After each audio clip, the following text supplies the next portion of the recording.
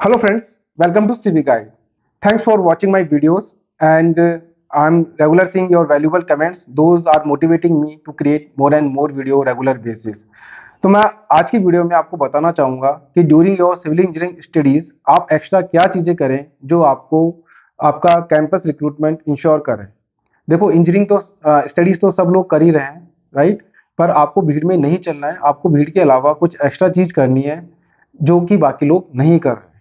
जब भी कोई कैंपस रिक्रूटमेंट कंपनी आती है, वो अपनी पोस्ट लेके आती है 5 या 6, बट उसमें बैठने वाले स्टूडेंट्स होते हैं हंड्रेड्स टू हंड्रेड्स।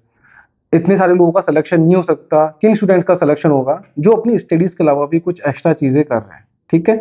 तो मैं आज आपको यहाँ टिप्स बताऊंगा कि आप ड्यूरिंग योर स्टडीज़ आप एक्स्ट्रा क्या चीज़ें कर सकते हैं जो आपका इंटरव्यू इंश्योर करे, आपका रिक्रूटमेंट इंश्योर करे, राइट? फर्स्ट थिंग कि आपको अपनी स्टडीज़ के अलावा ग्लोबल चीज़ें भी थोड़ी पढ़नी पड़ेगी। During our time I think there are not so much global companies, right? So is okay कि we are studying the Indian standard course and we are getting jobs, but आज current situation में there are a lot of global companies in India. If I give such name, Ramboll, WSP, Jacob, Sweco, Arcadis and many others. So ये जो companies हैं ये बाहर का काम India में कर रही हैं, और यदि आपको बाहर का काम इंडिया में करना है तो आपको इंटरनेशनल कोर्स की नॉलेज होना बहुत ज़रूरी है, राइट? सो यदि आप इस सिचुएशन में यदि आप केवल इंडियन कोर्स की नॉलेज रखेंगे तो वो आपको एक प्लस पॉइंट नहीं होगा। तो मेरा आपको यहाँ गाइडेंस है कि जब आप अपनी स्टडीज़ में इंडियन कोर्स को स्टडीज़ कर रहे हैं, पैरेलली मार्केट में यूरोपियन कोर्स भी अवेलेबल हैं। तो मेरा गाइडेंस ये होगा कि आप पैरेलली इंडियन स्टैंडर्ड कोर्स के साथ साथ यूरोपियन कोर्स को भी स्टडीज़ करें। इंडियन स्टूडेंट कोर्स में क्या लोड कॉम्बिनेशन है, क्या स्पेसिफिकेशन है, सेम स्पेसिफिकेशन यूरो कोर्स में क्या दिए हुए हैं, आपको जस्ट कंपैरिजन करके, मैं नहीं कहूँगा बहुत डिटेल में स्टडीज करनी है, बट आपको कंपैरिजन करनी है, आपको उसकी नॉलेज लेनी है, right? Euro course are very very important now days.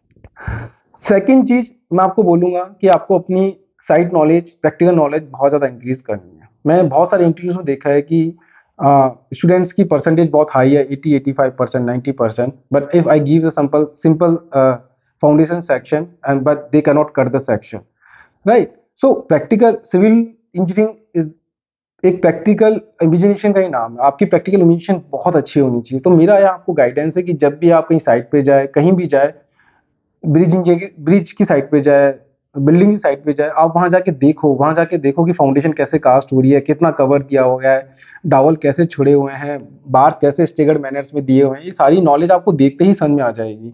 और जनरली कैंपस रिक्रूटमेंट में इंटरव्यूअर यही बेसिक क्वेश्चन पूछता है: lab plan, concrete cover, concrete strength, piling कैसे हो रही है। ये सारी बेसिक चीज़ें हैं। तो मैं कहता हूँ जहाँ भी आपको मौका मिले during your studies site knowledge लेने का, आप उसको लीजिए, चाहे सो बिल्डिंग साइट हो, ब्रिज साइट हो, रोड साइट हो, हर फील्ड की साइट में इंटरेस्ट लीजिए। बिकॉज कैंपस रिक्रूट में पता नहीं आपकी पोस्ट जियो टेक्निकल के लिए है, रोड के लिए है या बिल्डिंग के लिए है।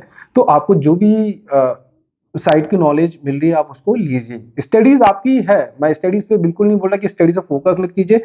स्टडीज पे तो आपको फोकस करना ही है, बिकॉज यदि आपको नॉर्म्स पता नहीं होंगे, लॉस पता नहीं होंगे, फॉर्मूलाज पता नहीं होंगे, तो आप कैसे डिजाइन करोगे या कैसे आगे कैलकुलेशंस वगैरह कैसे करोगे। बट उसके साथ साथ आपको एक्स्ट्रा चीजें करनी है, क्योंकि वो चीजें सब स्टूडेंट्स कर रहे हैं, राइट? आपको कुछ एक्स्ट्रा चीज करनी है जो कि आपको कैंपस रिक्रूट में आपकी रिक्रूटमेंट को अच्छे से इंश्योर कर सके। सपोज फॉर एग्जांपल, यदि और एक स्टूडेंट बहुत अच्छा इंटरव्यू दे रहा है, बट उसको एक इंडियन कोर्स की नॉलेज है, इंडियन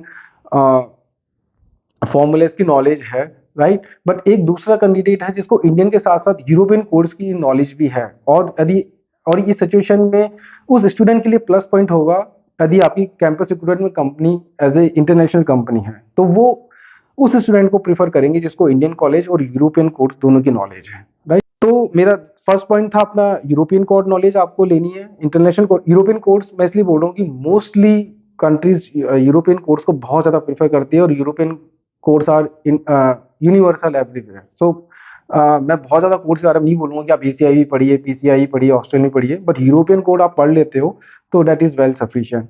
सेकेंड थिंग होगी आपको प्रैक्टिकल नॉलेज लेनी है। थर्ड थिंग होगी कि यदि आपको कहीं भी लगता है कि मेरा कम्युनिकेशन थोड़ा सा डाउन है, तो आप ड्यूरिंग द कॉलेज उसको इम्प्रूव करने की कोशिश करते रहिए। देखो हिंदी हमारी मदर लैंग्वेज है, वी हैव टू, मैं खुद भी उस चीज़ में ग्रो हुआ हूँ, पर ड्यूरिंग एमएनसी में आपको अपनी कम्युनिकेशन स्ट्रॉन्ग करनी ही पड़ेगी, और जो चीज़ यदि आपकी कमजोरी है हमें उसको स्ट्रॉन्ग करना ही करना है, राइट। सो यदि आपको ड्यूरिंग द स्टडीज आपको पता लगता है कि मेरी कम्युनिकेशन थोड़ा डाउन है, या लगता है कि मेरी इंग्लिश तो बहुत अच्छी है बट मैं ढंग से बोल नहीं पा रहा हूँ, तो आप अपने फ्रेंड्स में ऐसा ग्रुप बनाइए, ऐसी चीज़ें करिए कि नहीं यार, I think at the final year we need good communication during the campus recruitment.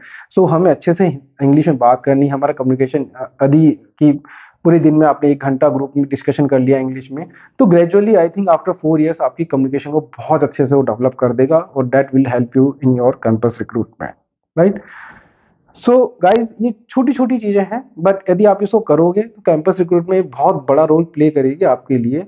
और हमें भीड़ में नहीं चलना है, यदि आपको भीड़ में चलते रहोगे तो after 4 years you will suffer as a for the job, right. Because आपने भी वही किया जो बाकी स्टूडेंट्स कर रहे थे, मैं आपको गाइड कर रहा हूँ कि आपको वो चीज़ तो करनी ही है, बट आपको अपना थोड़ा सा अपना लीग से अलग अलग हटके भी आपको कुछ प्रिपरेशन करनी है। तो जो मैंने आपको गाइडेंस दी, आपको इंटरनेशनल कोर्स की नॉलेज लेनी है, प्रैक्टिकल चीज़ों की नॉलेज लेनी है, प्रैक्टिकल साइट एक्सपीरियंस जितना आप गैदर कर सकते हो आप गैदर करो।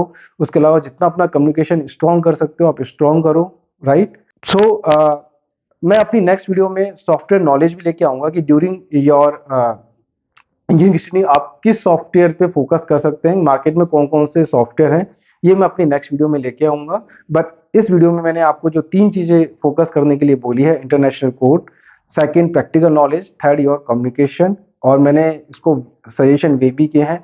और यदि आपको कोई डाउट है, यदि कोई गाइडेंस आपको चाहिए, आप मेरी वीडियो को लाइक कीजिए, शेयर कीजिए और नीचे कमेंट कीजिए, आई विल रिप्लाई यदि किसी को कोई भी डाउट है तो, राइट।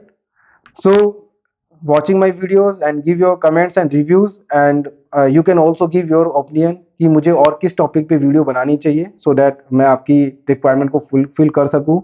यदि मेरी छोटी सी गाइडेंस से भी यदि किसी का कैंपस रिक्रूटमेंट अच्छे से होता है, किसी की जॉब लगती है, तो I will be feel very very happy. Thank you guys, thank you.